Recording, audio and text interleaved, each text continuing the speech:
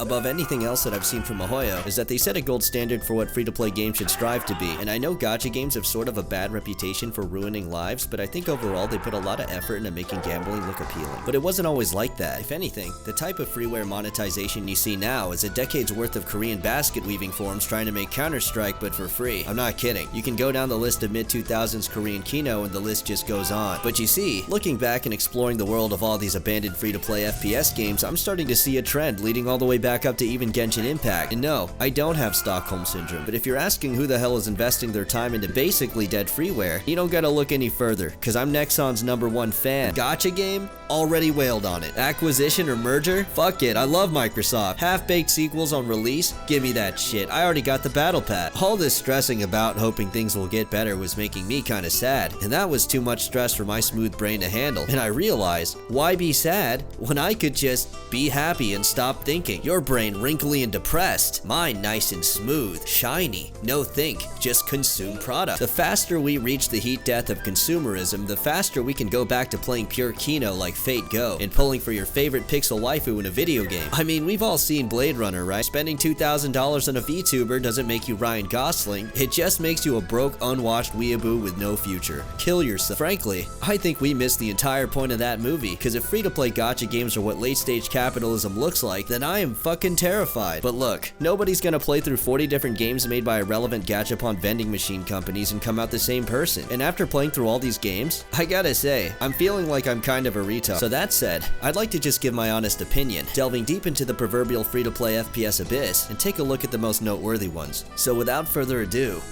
let's begin. The first game is called Alliance of Valiant Arms, and according to Wikipedia, the company that made this game is completely defunct, and the version I was playing was very recently released by another company. As far as I know, everything is exactly the same except there's no more lobby system, and the cash shop is obviously different, but otherwise it's pretty much the same game. Booting up the game, there's a few things that stood out to me initially. First being the aspect ratio is completely dead wrong. I mean, it's kind of crazy that I'm playing on stretch res for a 16x10 Dell computer because that's probably what the game was made for, but I digress. There's an obligatory gacha login bonus that covers the entire screen, and my Stockholm Syndrome is telling me it's not that bad, because I used to play Lost Ark and login streaks have lived rent-free in my head for a number of traumatic reasons. But there's obviously a shop and a gacha system, but there's something noticeably off about how cheap all the free-to-play weapons are that kind of makes me assume they all suck. The gacha system looks innocuous until you realize that they somehow made a gacha system that's competitive. Long story short, if you bought when the number was high, congratulations, you're a victim of American capitalism. Virtually every gacha system is already predatory, so why pit the player base against each other over something that's already very fucking expensive anyway? I didn't think about this for much longer because before I knew it, my eyes were drawn to the play button and I was ready to hop into a game. The round starts and I immediately went to B site. Now right off the bat, this is one of the only tax shooters I've ever played where the terrorists are just called Yura, but for a game made in 2007, the controls felt pretty modern. I mean, there's no sprint button on shift, you gotta hit forward twice on the keyboard, and some weapons aim down the sight and some just don't, which is kinda weird. But anyway, I kinda just stood around A site before the last guy just kinda walked in. Ah! I'll take it. Round 2 went by pretty quick. I ended up walking straight to their spawn and some guy missed me with a sniper rifle, but otherwise I don't think my team needed my help. At one point my whole team just bum rushed their fucking spawn, and when it didn't work they vote kicked the guy who told us to do it, and obviously this was pretty messed up and something I heavily disagreed with, so naturally I said yes. On round 6 we swapped to attacker's side and I instantly died. Fuck. Round 7 had our entire team just bum rush the second site, and after making our way in I realized that our bomb carrier died halfway to the point. It ended up being really close after I took an almost fatal blow to the back, where I then held up on the point until the bomb went off. Whoa, whoa, whoa, whoa! Oh my...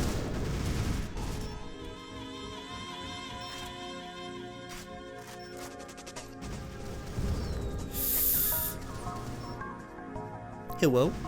Is anybody... Nice. Allah!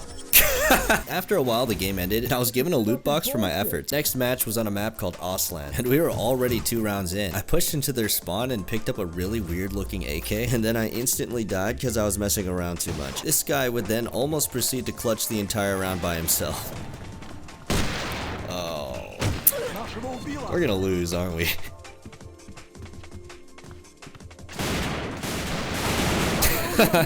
Oh, thank God. Round 2, I followed my teammates to Site 1 and we pushed out to their spawn. There were a lot of corridors, but aside from a couple, they all felt open with a lot of room to position yourself.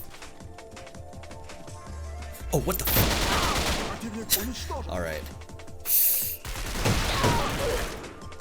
Oh, shit.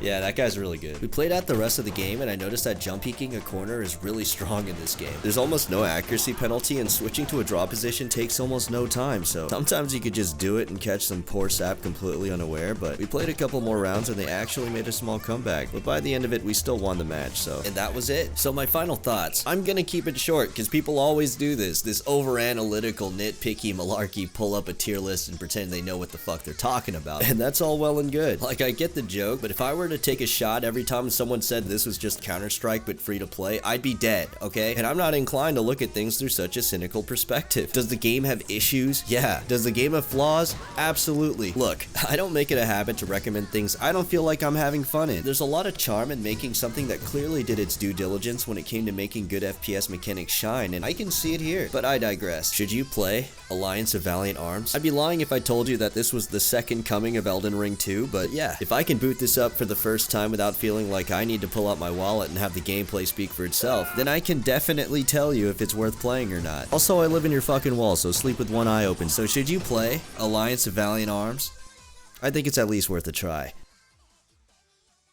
The next game I'm sure a lot of you already know about. Combat Arms has been around since the inception of modern Wi-Fi, so it's really fucking old. Now, booting up the game, there are a couple things to note. First one being that this game looks dated as fuck, but I don't think you need me to point that out. The second is that this game did not like resolutions over the graphical fidelity of my toaster, because anything over 720 by 1280 was enough to give my GPU an aneurysm. The undisclosed facility I was dropped into was giving off very off-putting backroom vibes. I couldn't quite put my finger on it. There was a lobby system that was completely intact, and surprisingly, there were people still playing matches, but I don't know if 6 lobbies of 30 plus chain-smoking Europeans is something I would consider thriving. More like a brain-dead vegetable with relatives too attached to your memory to pull the plug, but I digress. At a glance, I got the impression that the shop was make it pay to win. Everything screams that if you don't buy these items, you're gonna have a really bad time, but I wouldn't expect anything less from a Nexon game, so anyway, I made a character, and I got to work. The first map I played on was called Death Room, and you're about to see why. Round start. Yo, what the? Bro, what the fuck? Ah. I can't even leave my spawn. Let me out, Scoob. Let me out. Okay, where are these people coming from? I'm about to blow. Thank you. Okay, now's my chance. Let's get the. This leads to their spawn or what? Oh, it does. Bro, there's no way this is the whole map. Graphically, the game looks okay. I'm not sure if years of RuneScape gave me graphical Stockholm Syndrome, but honestly, this wasn't so bad. The map we're playing on is absolute AIDS though. It's like they took a look at Cargo from Call of Duty and tried to emulate the design, but it just doesn't work. You're 3 feet away from the enemy at all times. There's a door that leads straight to their spawn, and any semblance of strategy there could have been is ruined by the fact that you're invincible when you spawn. People just run in. There is no semblance of sentient thought when the map is this small. Look, it's not a very good introduction to the game. Eventually we won, and I don't know if I'd count beating on clearly 12-year-olds something to consider a win, but fuck it, we take those. Anyway, it was time to play another match, and the next game was on a map called Oil Rig, and it was here where I started to have a real tough time. Like last game, it was team deathmatch. However, these people actually knew how to play. Oh shit. Oh, you again? Oh my god! This is really stupid. Yeah, that was a dumb idea. No matter what I did, I could not get close enough to shoot this guy. He'd sit in the hallway, and if you peeked him, he'd just take your head off. The map provided several issues that I had to somehow tackle, mainly the distance. And at this point in time, I had no fucking clue what to do. And it wasn't long before they won the match decisively. But I wasn't a quitter. I stuck around for the rematch, and this time, I had a plan. Now, there's 2 obvious ways across, the bridge and the long hallway. But there was also the roof you could run across and eventually drop down into the vents, and I realized these guys were never gonna cover all 3 approaches. And if I could get close, we might actually have a chance. I just needed to time my advance and plan accordingly. I'll take it. Oh shit.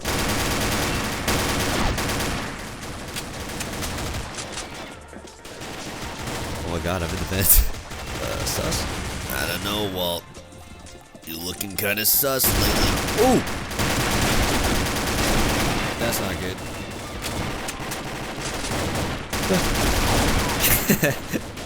I got a vent, Walt. Gotta get the fuck out of here. Woo. Hello? Anybody Dale? Uh-oh.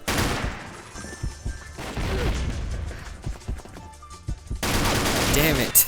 We were starting to catch up. I realized that once I actually crossed, there wasn't much they could actually do. There were just too many angles. Combine this with events that allowed me to catch them completely unaware, and it wasn't long before I hit the top of the scoreboard. So in a way, Among Us taught me more about FPS games than any amount of Valorant ever did. Sure enough, we actually started to win, and eventually, we did. Now, there isn't anything that really stood out to me as special. It's basically 2007 freeware jank that comes with a precedent that most people know what to expect going into these, but it's surprisingly solid. Sure, it doesn't pretend to be some innovative new foothold onto the FPS genre, but I don't think it needed to be. My thoughts so far range from I have never played a game this unapologetically jank to this is exactly how I remember 2008 in my mind. And for what it is, I guess that's okay. You know, I'm not gonna lie, I was actually having fun. Oh right, I'm playing an Exxon game. Unfortunately, this is the last time I would have any fun playing this game. Round start. Oh, what the fuck? What? Can I not do math, or did I do 141 damage to that guy? Holy shit, die. Whoa, what the heck? That was my entire magazine. Start.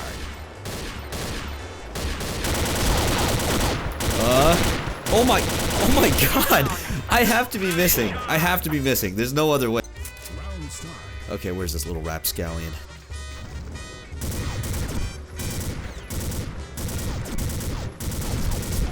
What the fuck? I hit that guy 9 times?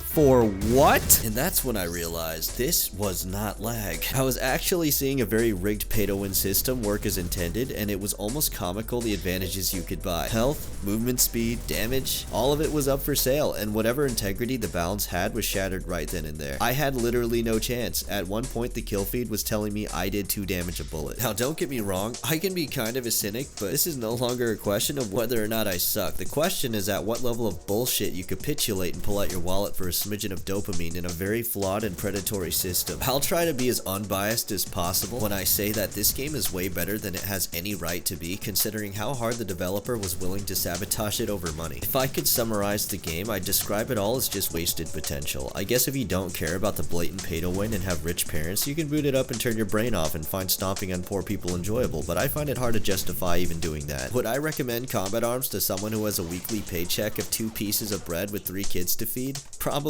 not. But if you're some diehard FPS gamer who just needs to try random shit out, I'd say it's at least worth trying once, if only to see how insanely ridiculous the pay to win in this game can get. Otherwise, I'd just recommend AVA and see how you feel from there. The next game is called Counter-Strike Zombies, and you might be surprised at the name.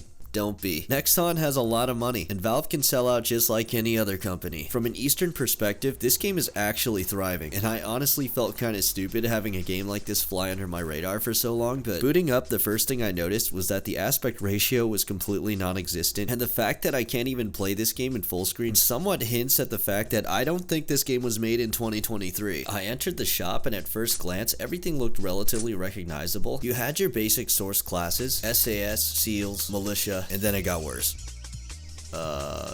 What? Cool cutscene.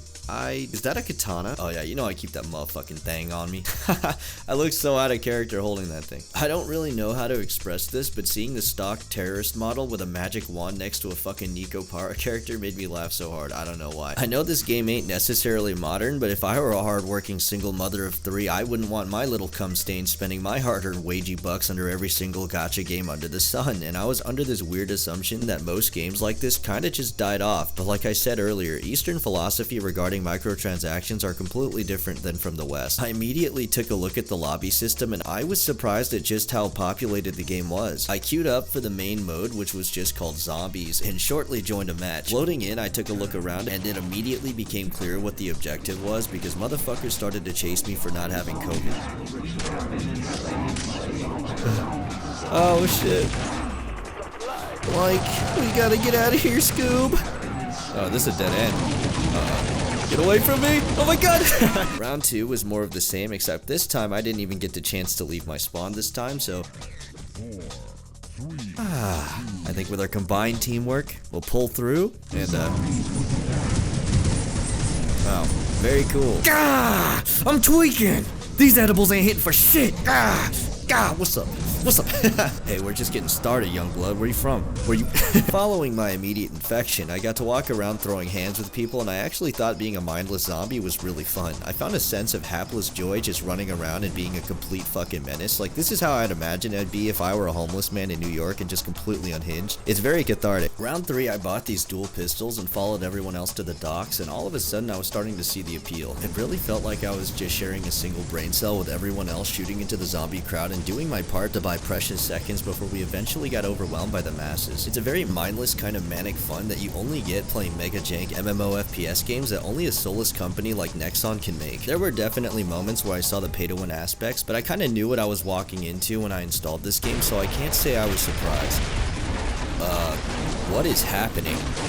Alright, very cool. I quickly hopped into another match that started off normal enough. I followed my teammates and I ended up on a scaffold about 1 floor off the ground, and to put it bluntly, I did not feel great about my chances. And it wasn't long before I got tossed off and eaten alive. From a casual perspective, I thought this was a lot of fun, just holding up and trying to last as long as you can. It's actually quite an appealing gameplay loop, but it would be disingenuous to ignore just how egregious the pay-to-win could get. I mean, again, I already knew this going in, but it was clear that the advantage certain items afforded you were absolutely fucking bonkers. I was starting to see people just mow through zombies completely on their own. Meanwhile, I could barely tickle a single dude, emptying my entire LMG clip into his dome. And it was that kind of thing that I found particularly jarring. Holy shit. That is definitely pay to win. There's not much else to add when the entire game revolves around finding a choke and then emptying rounds into the horde until you die, so I'll go ahead and cut things off here. If I were to give my impressions based off of pure spectacle, I'd give it a 6, and while I can respect Nexon for making something that's actually fun, when I measure this up against the 2 other games I looked at, this one is definitely the most egregious in the pay to win department. Quite frankly, between the mishmash of anime and western aesthetics combined with the insane pay to win power creep, I've never seen a game give less of a shit. I mean, everything design wise just clashes in the funniest, most busted ways possible. I mean, you can buy an axe that AoE stun locks the entire lobby and then one-shot them after a magical ring surrounds and then crushes their cock and balls like the fucking dude is Virgil from Devil May Cry, all while looking like you're straight out of a One Piece panel. I'll never admit this to anyone I actually know, but I actually had a very guilty kind of fun. The same kind that comes from sheepishly pulling up to the McDonald's drive-thru and asking for a Big Mac milkshake and a Sprite despite being on a diet. It's definitely not good for you, but damn does it taste good. It's so different from any other game I've ever played that despite how technically bad it is, I gotta say if you have a taste for mindless turn your brain off fun, it might actually appeal very strongly to that itch. But for everyone else, I give it a crypto miner out of 10. So should you play Counter-Strike Nexon Online? Absolutely fucking not. And that is my very condensed thoughts. I do wish more people could appreciate that these games are actually fun despite their flaws, but that's okay. I can read a lot of comments before they're even written that these are less about pay to win aspects and more about just being enjoyable. I mean, look at Korea. These guys spend 10 grand a month to play Dungeon Fighter Online. The pay to win in that game is like mugging a handicapped person. Pretty fucking horrible, but hey, at least you got some money out of it. I don't hate free to play games like most pretentious assholes online do. I even think if the pay to win was toned down, some of these games would lose their appeal, and I get it, even if I don't agree with it. So before you hold a gun to my head and tell me that I can't differentiate between innovative new ideas and blatant free-to-play cash grabs, I got news for you. If I can sit outside your bedroom window and watch you drop 20 bucks on an Overwatch skin, then I can surely tell if you're willing to spend money on a slightly more finished game. And I think that's it. Anyway, I had fun. Thanks for watching. I got more ideas on the way, so if you like this, I'll see you on the next one. Later.